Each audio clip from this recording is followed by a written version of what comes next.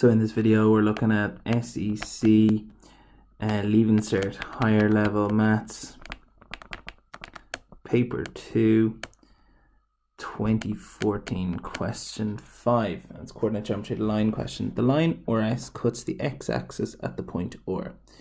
There, here, and the y-axis at the point S. Okay, and it says that it's 0, 10. So I actually know the length of this line here is 10 units long. The area of the triangle OROS, where O is the origin, is 125 over 3. Find the coordinates of OR. So let's think. I know this area in here is 125 over 3. That's the area of a triangle, which is a half times base times perp height. Because it's a right angle triangle is the area of a triangle that I can use. This blue length is the perpendicular height because there's a right angle here. So that means the red length is the base. Note where this OR is. If this distance works out to be 7, I would call this coordinate -7, 0, because it's clearly on the left-hand side of the origin. Okay, so we need to use the area of the circle, or area of the triangle, and go, it's a half times, I don't know how long this length is, so I'm going to call it, I don't know, y. No, y is already used in the y-axis. Or, capital OR. Half or times the perpendicular height, which is 10, and that's equal to 125 over 3. That's 5 or is equal to 125 over 3. Divide both sides by 5, or is equal to 25 over 3. And then the coordinates of OR, I shouldn't have called it OR. OR is a terrible name for it. I don't know what I'm thinking. Call it Z. Z hasn't been used anywhere. No. Z and Z. Because then I'm going to go OR is equal to -25 over 3, 0. Because it's 0 up. It doesn't go up anything. So it's 0. And it's to the left of the origin. So it's a minus. Showed that the point -5, 4 is on the line ORS. So there's two methods to this. We can find the equation of the line ORS, and that's what I'm going to do. I'm going to find the equation of the line ORS, and then if E is on the line, it should satisfy the equation. So -5, 4 should satisfy the equation. Or I could find the slope between E and OR. Find the slope between E and OR, and then find the slope between E and S. And if both those slopes are the same, it means they're collinear. Would it be between E and OR? I'd find the slope between E and OR. Oh, and I would find the slope between OR and S, excuse me, not E and S. I'd find the slope between E and OR and the slope between OR and S. And if they end up being the same, then they'd be collinear. I think it's a little bit easier probably to find the equation of ORS though. So find the equation of ORS.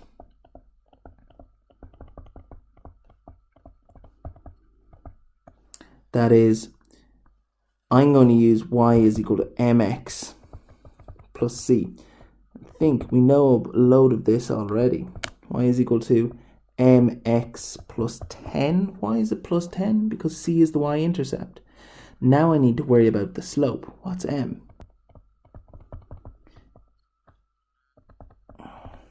M is equal to rise over run. And we know the rise, it goes up 10, and runs across 25 over 3. So it's 10 over 25 over 3. And when you're putting that into your calculator, make sure you're very careful that it's a small fraction on the bottom line. So that works out to be 30 over 25. 30 divided by 25, which works out to be 6 over 5. So m is equal to 6 over 5. So y is equal to 6 over 5x plus 10. If E is on the line, it should satisfy this equation. Satisfy this equation. So I'm going y is x and y. 4 is equal to 6 over 5 times minus 5 plus 10. 4 is equal to minus 6 plus 10. 4 is equal to 4. Therefore, E is on the line. Brilliant. A second line, y is equal to mx plus c. Curious that. Y is equal to mx plus c, where m and c are positive constants. Pass through the point E and again makes a triangle of area 125 over 3 with the axes. Find the value of m and c. Okay, so a little sketch is important here. So this is our graph from the first question. It says that there is a second line drawn in. So you could either draw the line in like that or like that. Okay, it doesn't matter which one you'd use. I'm going to use the first one. So it contains the point E, it said. Contains E. So let's say this green line is y equals mx plus c. What would you call this point here? This point here is going to be 0, c. Okay, brilliant. But what about this point down here, where it crosses the x-axis? So where it crosses the x-axis,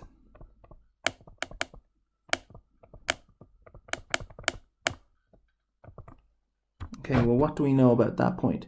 We know it's going to be something 0 and something negative 0, actually, but something 0. So I don't know what the x is, but I know the y is going to be 0. So if I take this, y equals mx plus c, and change it to 0 is equal to mx plus c, and get x on its own, it's mx is equal to minus c, x is equal to minus c over m.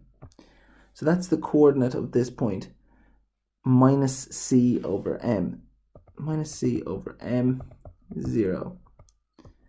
And similar, remember in the first part I said, look, m and c are positive, and if this is like minus 7, 0, how long is this line here? It's just going to be 7 long. So the lengths of the lines, the base is going to be c over m, and the perpendicular height is going to be c. So we know what do we know? We know the area of the triangle is going to be half times the base, which is c over m, times the perpendicular height, which is c, and it's going to equal to 125 over 3. That's c squared over 2m is equal to 125 over 3. Okay, but now I have one equation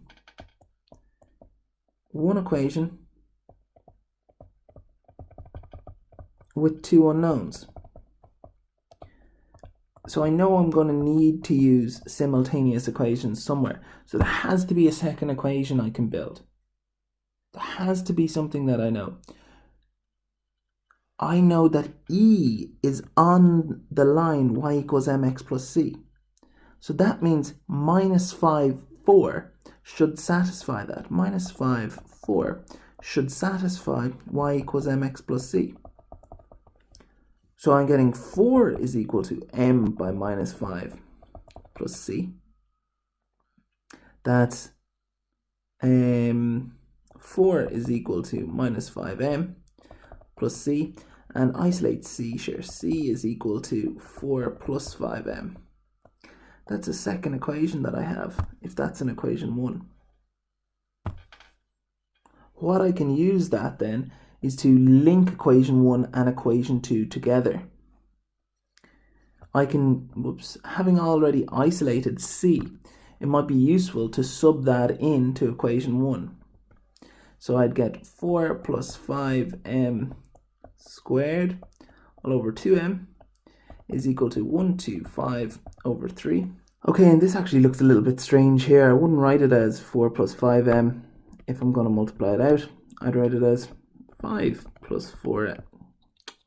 No, I'd write it as 5m plus 4 squared all over 2, which works out to be 25m squared plus 5 by 4 is 20, 5 by 4 is 20, so it's 40m plus 16 all over 2m is equal to 125 all over 3. That's 75m squared plus 120m plus 16 times 3 is 48 is equal to 250m.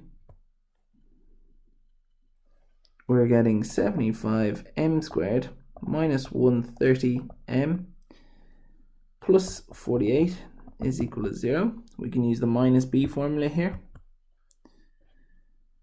M is equal to 130 plus minus the square root 130 squared, that's cubed, squared, it should be minus 130 squared, but it's not going to make a difference, minus 4 by 75 times 48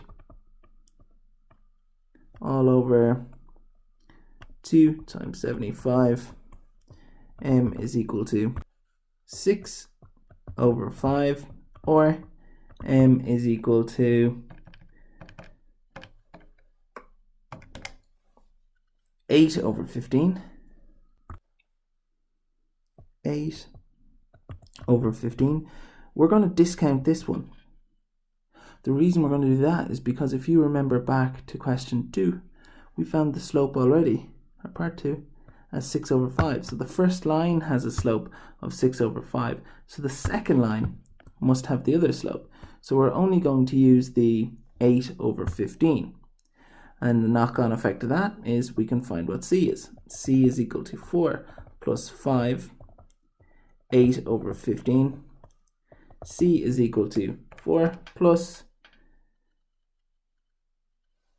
5 times 8 over 15